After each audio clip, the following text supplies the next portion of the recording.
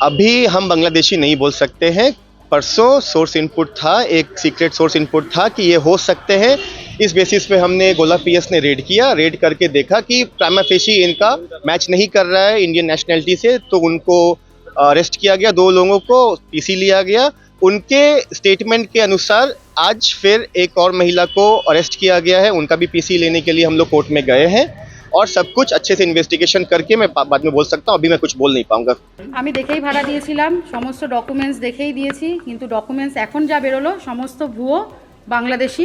Police এইমাত্র এসেছিল, এসে সমস্ত তথ্য পেয়েছে, ওকে অ্যারেস্ট করে নিয়ে চলে গেছে। পুলিশ বললো যে দেখুন এই সব বেরিয়েছে ডকুমেন্টস। তার স্যারকে আমি বললাম স্যার আমাকে যা দিয়েছে ও ভুয়ো, সব এখানকার সব বানিয়েছে এসে। ও অ্যাকচুয়াল বাংলাদেশ থেকেই এসছে।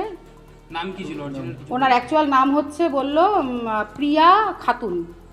হ্যাঁ, আর ও এখানে অদিতি পাত্র বলে নাম চালালো এবং এই কার্ডগুলো নাকি ওর বর অনুপ পাত্র সেই নাকি বানিয়ে দিয়েছে। ওর বরকে এখনো ডাকা হয়েছে, এখনো করেনি। থানা থেকে বললো ওকে অ্যারেস্ট করা হবে যদি থানায় দেখা না করে। ওর বর নাকি এখনো আসছে বাইকে করে। বলছি যে এরা কতদিন ধরে ছিল আপনাদের? আমার বাড়িতে 2 মাস, বেশি দিন হয়নি। আর এই যে আপনার বাড়িতে লোকজন আসতে তো জানতেন না? না, আমি জানতাম না। আমি যখন জেনেছিলাম আমাকে ফ্ল্যাটের লোকেরাই খবর দিল। তখন আমি জিজ্ঞেস করলাম তোমার বাড়িতে কারা আসে ফোনে, তখন বলছে আমার আত্মীয় স্বজন আসে।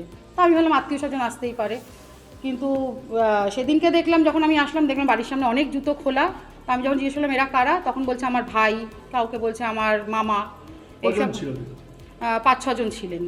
তাদের হ্যাঁ, যাদের যাদের পাওয়া গেছে ডকুমেন্টস, আমরা শুধু ডকুমেন্টস দেখতে চেয়েছি, তারা বাংলাদেশি ছিল।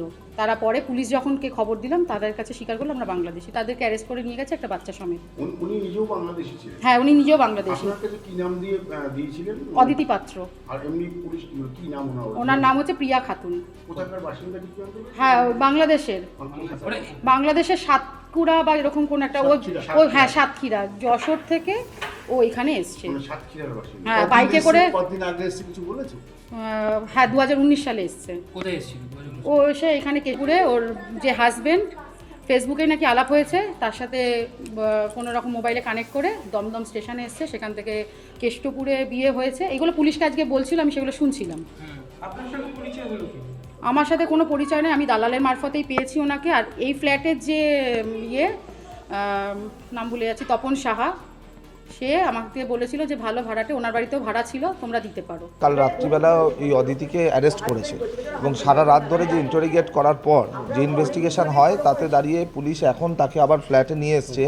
কিন্তু খুব মজার বিষয়, এই মুহূর্তে দাঁড়িয়ে আমরা দেখতে পাচ্ছি বা পুলিশের সূত্র মারফতেও যা দেখলাম আমরা, যে প্রায় আধার কার্ডের সংখ্যাটা প্রায় 50-এর কাছাকাছি এবং সবকটাই ভুয়ো আধার কার্ড এবং ভোটার কার্ড এবং বিভিন্ন ব্যাংকের পাসবুক। এই ধরনের যে পুরো যে কার্যক্রমটা যে হয়েছে এবং তাতে দাঁড়িয়ে পুরোটা দেখা যাচ্ছে যে এদের সাথে একদম বিদেশের মানে বাংলাদেশ বা পাকিস্তানের যোগসাজশ রয়েছে। আমরা পাড়া প্রতিবেশী হিসেবে ভীষণভাবে সন্ত্রস্ত, ফ্ল্যাটের লোক সন্ত্রস্ত। তার সাথে সাথে আমরা ভাবছি যে এরমভাবে যদি আমাদের দেশে হয় আমাদের তো কালকে অস্তিত্ব থাকবে না। মোদ্দা কথা এটাই যে পুলিশের কাজ করছে। কাল রাতে একটা ফ্ল্যাট কমিটির পক্ষ থেকে একটা কমিশনের একটা মেলও করা হয়েছে।